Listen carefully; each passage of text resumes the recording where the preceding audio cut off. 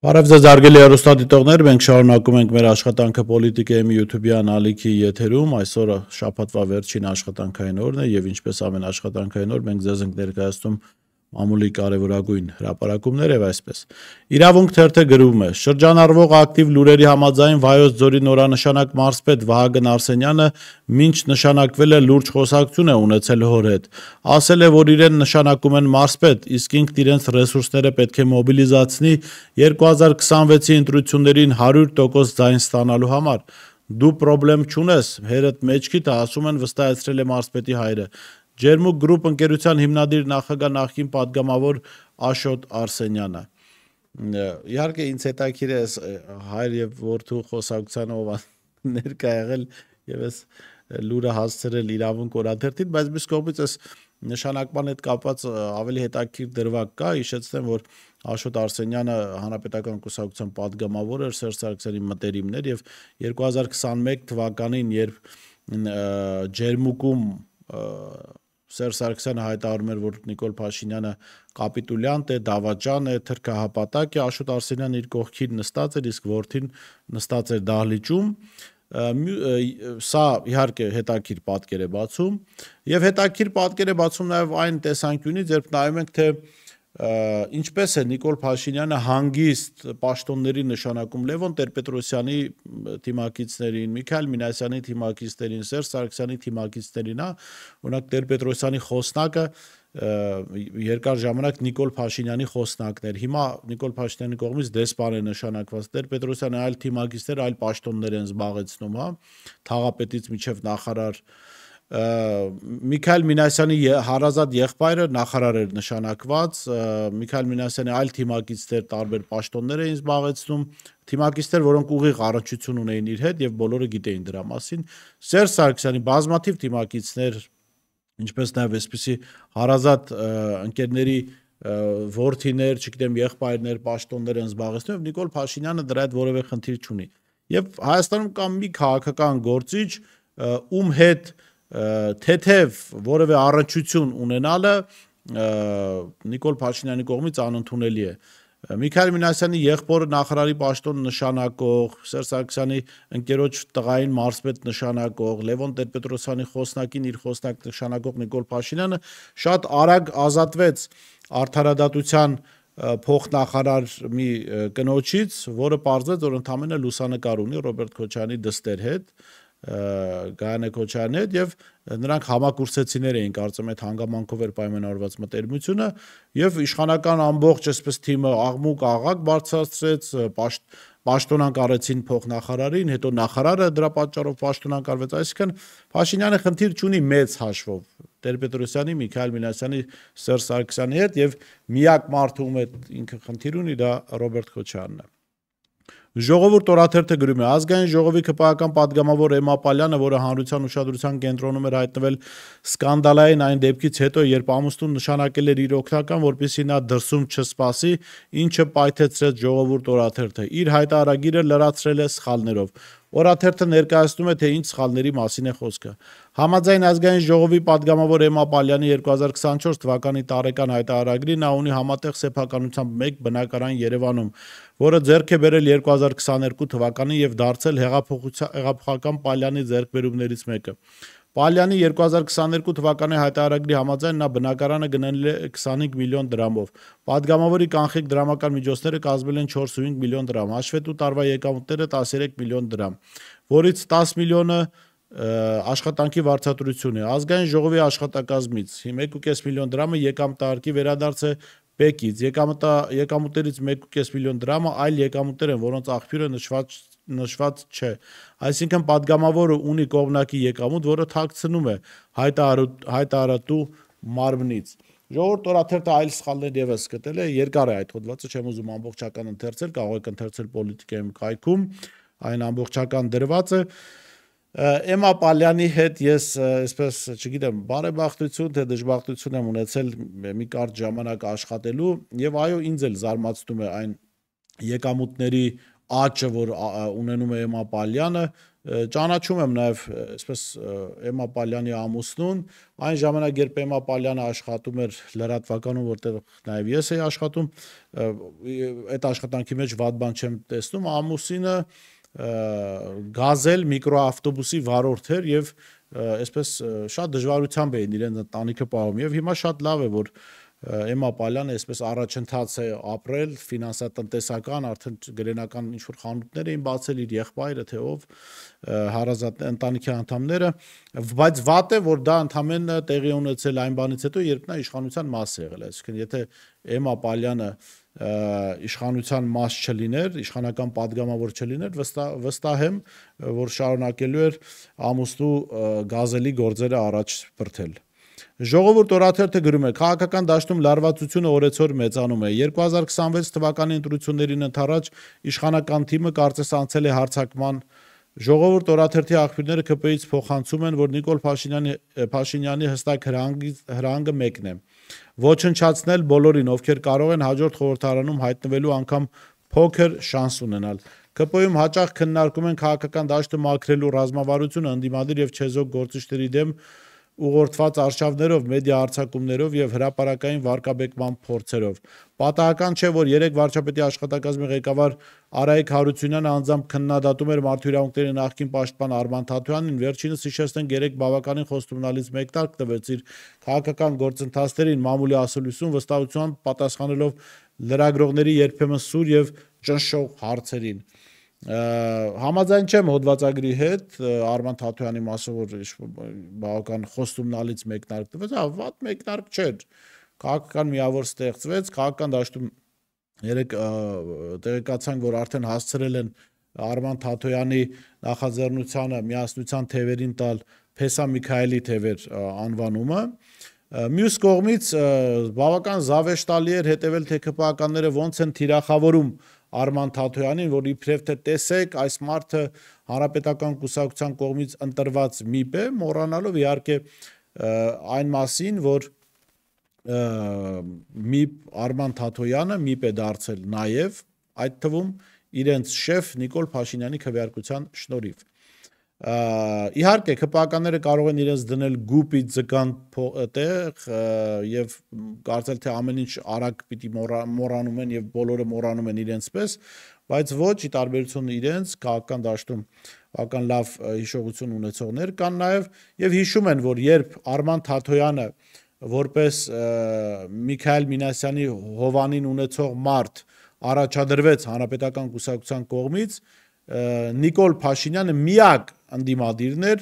որը քվեարկեց Արման Թաթոյանին կողմ եւ դրա մասին հրապարակային խոսեց, դա կարող եք իմ Facebook-յան էջում այդ տեսանյութին ծանոթանալ եւ մի պարագայում քվեարկեց Նիկոլ Փաշինյանը Արման Թաթոյանին կողմ, երբ Թաթոյանը Միեդում Հայաստանի ներկայացուցիչի տեղակալն էր, կարծեմ, պաշտոն էր զբաղեցնում այնտեղ եւ մարտի 1-ի գործով այն գործը, որը Նիկոլ Փաշինյանի համար սրբության սրբոց էր, որի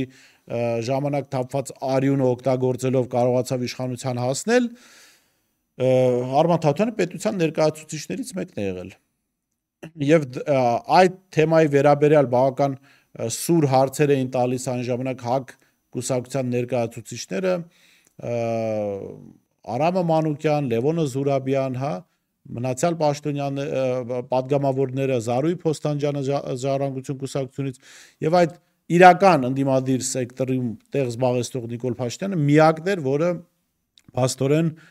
կողմ քվեարկեց Միքայել Մինասյանի հովանին ունեցող ՀԿ թեկնածու Արման Թաթոյանին։ Այնպես որ եթե մեղադրում եք Արման Թաթոյանին ՀԿ թեկնածու լինելու մեջ, հիշեք, որ նա նաեւ ձեր շեֆի թեկնածուն է եղել։ Ժողովուրդ օրաթերթը գրում է. այս տարվա հոկտեմբերի 1-ին ազգային ժողովի ամբիոնից Նիկոլ Փաշինյանի հայտարարությունը Գյումրու քաղաքապետ Վարդան Ղուկասյանի մասին անհետևանք չի մնացել։ Դատախազությունը գործի անցել, հիշեցնենք նա ամբիոնից բառացի ասաց. ես կարծում եմ, որ Հայաստանի ինքնիշխանության դեմ հայտարարություն անողներին մենք պետք է ուղղակի դուրս շպրտենք քաղաքական եւ հանրային դաշտից, դա պետք է անեն քաղաքական մեթոդներով եւ բոլոր այն մեթոդներով, որոնք կարելի է կիրառել ժողովրդավարական երկրում։ Ես համոզված եմ, որ դա տեղի կունենա։ Վարչապետի այս խոսքերը հետևեցին այն հարցազրույցին, որտեղ Վարդան Ղուկասյանը իր ոճով նշել էր, թե Հայաստանը պետք է միութենական կազմի մեջ մտնի իր անվտանգությունն ապահովելու նպատակով։ Ավելի ուշ նա պարզաբանեց, որ բոլոր երկրներն էլ նաև խոշոր եւ զարգացած պետք է լինեն որևէ միութենական կազմում՝ ՆԱՏՕ, ԵՄ, ՀԱՊԿ։ Սակայն քաղաքական այս քննարկումը ստացավ իրավական ընթացք։ Երեք հայտի դարձավ, որ դատախազությունը սկսել է ուսումնասիրել Վարդան Ղուկասյանի մամուլում տեղ գտած հայտարարությունները։ Շատ զավեշտալի է դատախազության վարքագիծը, սա նման դատախազություն եւ գլխավոր դատախազ Հայաստանի պատմության մեջ երբեք չի եղել։ Բանը ինչ էր անունը, Աննա Վարդապետյան էր կարծեմ, այո, եթե ճիշտ եմ հիշում։ Նա փաստորեն անգամ գլխավոր դատախազի պաշտոնում դուրս չի եկել հանրապետական Ավանի հանրապետական թաղապետի խորհրդականի հոգեվիճակից եւ ուղղակի ամբիոնից ինչ հրանքներ ստանում են, վզզալեն գնում են այդ հրանքները կատարելու։ Զավեշտալի է, որովհետեւ եթե քրեական գործ հարուցելու առիթ կար, ապա դատախազությունը պետք է քրեական գործ հարուցեր ամբողջ ԿՊԱ-ականների դեմ, այդ թվում եվրոթուրքերի դեմ, որոնք ստորագրահավաք էին կազմակերպել ԵՄ անդամակցության մասով, որովհետև որքան որ միութենական պետությունը պիտի ենթադրի ինքնիշխանության զիջում, ես կարծում եմ դրանից ավելին ինքնիշխանության զիջում է ենթադրում ԵՄ անդամությունը։ Իհարկե, մեզ իրականում ոչ սպասում են միութենական պետությունում, ոչ էլ այդ պետությունը իրականում գոյություն ունի, կա Բելարուս, Ռուսաստան միութենական պետություն, որը, ասենք, այդ պետությունները միութենական պետության մաս են։ Դուք տեսնում եք այնտեղ ինչ-որ ինքնիշխանության զիջում կամ տեսնում եք իրական միութենական պետություն։ Մյուս կողմից կա Եվրամիությունը, որի անդամ երկրները ռեալ ինքնիշխանության զիջում ունեն, այսինքն իրենք չեն կարող զուտ ազգային քաղաքականություն վարել։ Եվրամիության անդամ Հունգարիան փորձում է որոշ հարցերում դեմ գնալ Եվրամիությանը եւ ճնշումների տակ է հայտնվում։ Արտաքին քաղաքականության, տնտեսական, սոցիալական քաղաքականությունը բոլոր պետությունների համար միանման է վարվում, այսինքն այդտեղ է իրական ինքնիշխանության զիջում, բայց դրա դեմ քրեական գործ հարուցված չի, ավելին ազգային ժողովում դա այդ նախագիծը քվեարկվել եւ ընդունվել է ԿՊԱ-ականների կողմից։ Հիմա եթե գլխավոր դատախազը Ավանի թաղապետի օգնականի խորհրդականի հոգեբանություն չուներ, ապա վաղուց պիտի այդ քրեական գործը հարուցվեր, իրավապահները պիտի մտնեին ու քացով այդ բանի ԿՊԱ-ականների հետևներին տալով տանեին լցնեին բանտերը ու այդ եվրոթուրքերին։ Չի եղել, չէ՞։ Ես ամենևին Վարդան Ղուկասյանի կողմնակիցը չեմ, բայց այն ինչ որ ասել է Վարդան Ղուկասյանը, դուք գործնականում արել եք օրենքի նախագիծ ընդունելով։ Հրապարակ թերթը գրում է. ողջ օրը ապաշրջափակումից, սահմանային հսկողությունը, ժամանակակից տեխնոլոգիաներով եւ իրականացնելուց, հաշտությունից, խաղաղությունից, սահման բացելուց, հարևանների հետ առևտրից խոսող իշխանությունները պարզում է այդ հնարավորությունները որպես լոզունգ են միայն օգտագործում եւ դրանցից օգտվելու իրավունք միայն իրենք են իրենց վերապահում։ Ալիևի եւ Էրդողանի հետ ջերմ շփվող Փաշինյանի Հայաստանում սահմանն անցնելիս ուշով ուսումնասիրում են մարդկանց անձնագրերը, հատկապես այն, թե նրանք Հայաստան ժամանելուց առաջ որ երկրներում են եղել։ Մեզ պատմեցին, որ վերջերս հայ-վրացական սահմանն անցնելիս Ղազախստանից ժամանած տարեց ամուսիններին մեծ տհաճություններ են պատճառել միայն այն պատճառով, որ կինը վերջերս գործնական այցով եղել է Ադրբեջանում։ Գովելի է մեր սահմանապահների աշխատանքը։ Աստորեն ստացվում, որ սահմանապահները չեն առաջնորդվում Փաշինյանի թրքահպատակ օրակարգով։ Սրա մեջ ես վատ բան չեմ տեսնում, այո, պիտի երկրի սահմանները հսկվեն ըստ պատշաճի եւ այո, Ադրբեջան գնացած քաղաքացիներ պիտի հատուկ ոչ թե վատ վերաբերմունքի մասին չի խոսքը, ամենևին։ Պետք է հատուկ հսկողություն, հատուկ ուշադրության արժանանան, որովհետև այնուամենայնիվ անկախ Նիկոլ Փաշինյանի մեզ համար Ադրբեջանի դեսպան լինելուց մենք պիտի հասկանանք, որ Ադրբեջանը մեզ համար ճշտամական պետություն է։ Իրենք են այդպես դիրքավորվել, ոչ թե մենք ենք իրենց այդպես ընկալում։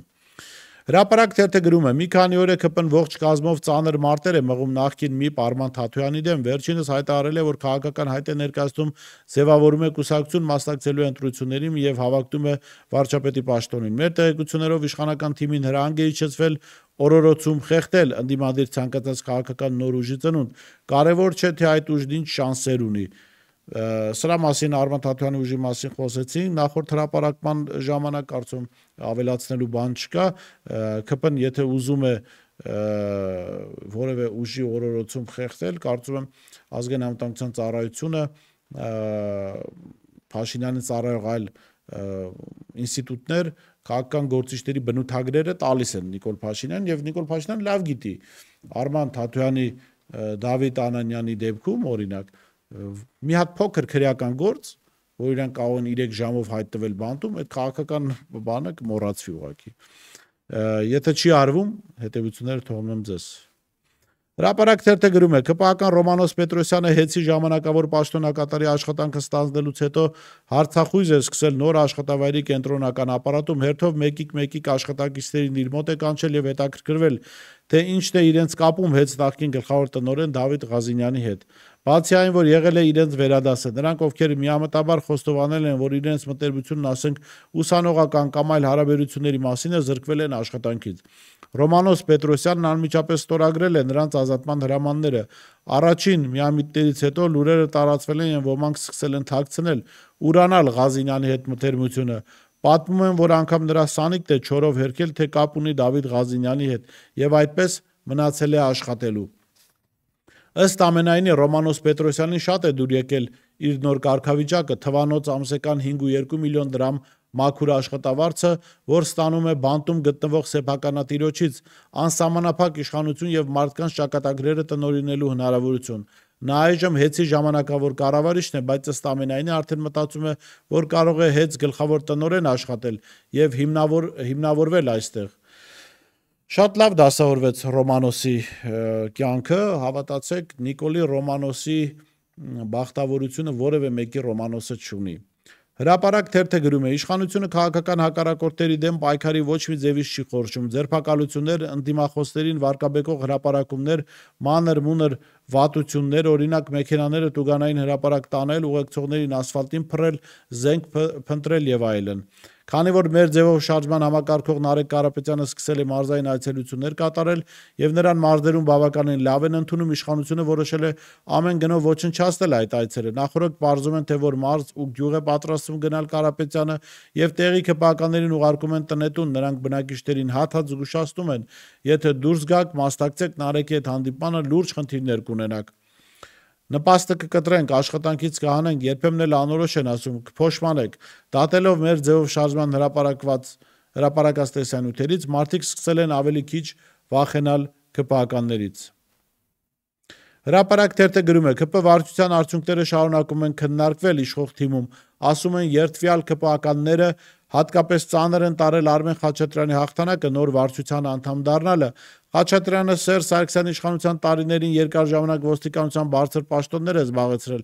այլ կերպ ասած նախկին կրոնափոխներից է, բայց փաստորեն այսօր դառնում է ԿՊ ղեկավար կազմի ներկայացուցիչ։ Մեզ պատմեցին, որ այդ փաստը հատկապես ցավագին է ընդունել մարզի ԿՊԱ-ական Մարիաննա Ղազարյանը, Դավիթ Դանելյանը եւ այլ անգամ մեղմորեն Խաչատրյանին զգուշացրել են, որ մարզի վերաբերյալ կարևոր որոշումներ ընդունելուց առաջ ոչ թե իր կարծիքն է որոշիչ դառնալու, այլ բոլոր կուսակցականների, իդեպ օրերս տեղի ունեցել Խաչատրյանի դստեր հարսանիքը, որին մասնակցել է իշխանական էլիտան։ Մինչև անցնենք միջազգային լուրերին, առաջարկում եմ գովազդային դադար եւ վերադառնանք։ Իսկ դու արդեն որոշել ես, թե որ երկրներ պիտի այցելես 2025 թվականին։ Եթե դու ես հոգնել օրեր շարունակ հարցումների անպատասխան մնալուց, դիմիր Travel with N տուրիստական գործակալություն, սպասեցնել չեն տա, անմիջապես կստանաս լավագույն առաջարկները, տուրփաթեթներ, ավիատոմսեր, հյուրանոցների լայն ընտրանի, էքսկուրսիաներ, սոցփաթեթի սպասարկում եւ ամենակարևորը 24/7 ձևաչափով բարեհամբույր սպասարկում։ Travel with N 095 89 20 48 Շատ Շնորհակալ եմ, որ շարունակում եք հետևել մեր եթերին, ձեզ եմ ներկայացնում միջազգային մամուլի կարևորագույն հրապարակումներ եւ այսպես։ Համասի առաջնորդ Հալիլ Ալ-Հայան հայտարարել է Իսրայելի հետ պատերազմի ավարտի մասին, այս մասին հաղորդում է Reuters-ը։ Reuters լրատվական գործակալության փոխանցմամբ Հալիլ Ալ-Հայան հայտնել է, որ Իսրայելի հետ համաձայնությունը նախատեսում է Ռաֆայի սահմանային անցակետի բացում երկու ուղղությամբ, Իսրայելի կողմից բոլոր ձերբակալված պաղեստինցիների ազատ արձակում, ավելի վաղ Իսրայելի եւ Համասի համաձայնության են եկել խաղաղության ծրագրի առաջին փուլի շուրջ։ Օգոստոսի 8-ին Վաշինգտոնում Ադրբեջանի եւ Հայաստանի ղեկավարների կողմից համատեղ հռչակագրի ստորագրումը եւ երկու երկրների միջև խաղաղության համաձայնագրի նախաստորագրումը ավելի քան 30 տարի շարունակվող հակամարտության խաղաղ կարգավորման կարևոր փուլ է։ Նման հայտարարություն է արել Ադրբեջանի պաշտպանության նախարար Զաքիր Ասանովը Անկարայում իր թուրք գործընկեր Յաշար Գյուլերի եւ Վրաստանի պաշտպանության նախարար Իրակլի Չիկովանի հետ համատեղ մամուլի ասուլիսի ժամանակ։ Նա նշել է, թե եռակողմ հանդիպման ժամանակ ընդգծվել է տարածաշրջանում խաղաղության, կայունության եւ անվտանգության սպառնալիքների դեմ համատեղ պայքարի կարեւորությունը։ Պուտինի եւ Թրամփի միջև նոր հանդիպում օրակարգում չկա, ըստ ՌԻԱ Նովոստիի, դրա մասին հայտարարել է Ռուսաստանի նախագահի մամուլի խոսնակ Դմիտրի Պեսկովը։ Ըստ դրա Ուկրաինան ներկայում տրամադրված չէ խաղաղության գործընթացին։ Կիևին թվում է, թե առաջնագծում ինչ-որ բան կփոխվի, բայց իրականությունն այլ բանի մասին է վկայում, նշել է Կրեմլի պաշտոնական ներկայացուցիչը։ Ըստ Պեսկովի ուկրաինական կարգավորման շուրջ երկխոսության մեջ դադար է առաջացել։ Ուկրաինայի նախագահ Վլադիմիր Զելենսկին հայտարարել է, որ վարչապետ Յուլիա Սվիրդենկոյի գլխավորությամբ ուկրաինական պատվիրակությունը, որի կազմի մեջ կմտնեն նաև նախագահի աշխատակազմի ղեկավար Անդրեյ Երմակը եւ պատժամիջոցների քաղաքականության հարցերով հանձնակատար Վլադիսլավ Վլասուկը հաջորդ շաբաթվա սկզբին կմեկնի ԱՄՆ։ Այս մասին հաղորդում է RBK Ուկրաինան։ ԱՄՆ-ի հետ համագործակցությունը շարունակվում է վարչապետ Սվիրդենկոյի գլխավորած թիմը աշխատակազմի ղեկավար Երմակի եւ պատժամիջոցների քաղաքականության հարցերով իմ հանձնակատար Վլասյուկի հետ միասին հաջորդ շաբաթվա սկզբին կլինեն ԱՄՆ-ում, հայտարարել է Զելենսկին։ Հայաստանի Հանրապետության վարչապետի պաշտոնը զբաղեցնող Նիկոլ Փաշինյանն աշխատանքային այցով ժամանել է Տաջիկստանի Հանրապետություն։ Դուշանբեի միջազգային օդանավակայանում վարչապետի պաշտոնը զբաղեցնողին դիմավորել է Տաջիկստանի վարչապետ Կոիր Ռուսալոզոդան։ Հայաստանի վարչապետի պաշտոնը զբաղեցնողի աշխատակազմից հայտնում են, որ հոկտեմբերի 10-ին Նիկոլ Փաշինյանը Դուշանբեում կմասնակցի ԱՊՀ պետությունների ղեկավարների խորհրդի նիստին։ Այս ԱՊՀ խորհրդի նիստից առաջ տեղի ունեցող հանդիպումներից մի զավեշտալի կադր էր տարածվել տեսանյութ, որտեղ ԱՊՀ առաջնորդները Էմոմալի Ռախմոնը Տաջիկստանի ղեկավար, Ուզբեկստանի ղեկավարը Վլադիմիր Պուտինը եւ Իլհամ Ալիևը խոսում են Նիկոլ Փաշինյանից։ Էմոմալի Ռախմոնը ասում է, որ այստեղ Դուշանբեում է առաջին հանդիպումը եղել Նիկոլ Փաշինյանի եւ Իլհամ Ալիևի միջև եւ այնտեղ ծաղրական խոսքեր են ասում Փաշինյանի հասցեին եւ բոլորով ծիծաղում են։ Սա խոսում է այն մթնոլորտի մասին, որը կա Նիկոլ Փաշինյանի շուրջ աշխարհի ղեկավարների շրջանում եւ մի կողմից այո զավեշտալի է, մյուս կողմից ցավալի է, որ Հայաստանի վարչապետի պաշտոնը զբաղեցնողը նման վերաբերմունքի է արժանանում, այնուամենայնիվ խոսք է գնում մեր բոլորի պետության մասին եւ այս իրավիճակի չկրկնվելու միակ տարբերակը այն է, որ Նիկոլ Փաշինյանը պիտի դադարի լինել զբաղեցնել Հայաստանի Հանրապետության վարչապետի պաշտոնը։ Այսօր այսքանն էինք առանձնացրել տեղական միջազգային մամուլի հրապարակումներից, կհանդիպենք եկող շաբաթ, ցտեսություն։